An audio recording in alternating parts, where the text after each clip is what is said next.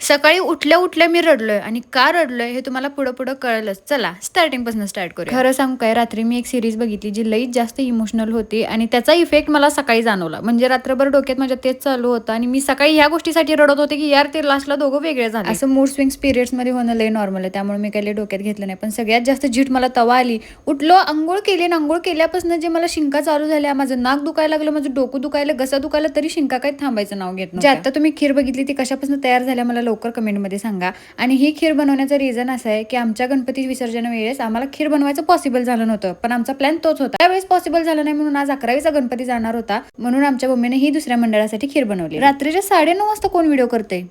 स्वतः मी व्हिडिओ करतोय 9:30 वाजता. मला दिवसभर पॉसिबल झालं नव्हतं, 2 दिवस झालं मला एक व्हिडिओ करायचा होता, म्हणून आज विचार केला की आता व्हिडिओ करायचा आणि आता वाजलेले 9:30. आता व्हिडिओ बनवायचं म्हणल्यावर ते आरसा पुसलाच पाहिजे, कारण की आपले सगळे व्हिडिओ आपण आरशातच बनवतो आणि माझे व्हिडिओ शूट करायला कोण सुद्धा नसते जेव्हा मी इंडोर शूट करत असतोय. ढीगभर पैसे खर्च करून ह्या आरसा घेतला म्हणल्यावर ह्या आरशाचे पैसे फिटूपर्यंत त्याच्यात व्हिडिओ करणार. छोटा पॅकेट बडा धमाका हे तुम्ही कुठं ना कुठं तर ऐकलंच असेल. त्याचं जिवंत उदाहरण हे आहे. ही लाईट ना मी 3 वर्ष आधी मिशोवरनं मागवलेली फक्त 199 रुपयाला आणि त्याचा इफेक्ट असला भारी व्हायलाय.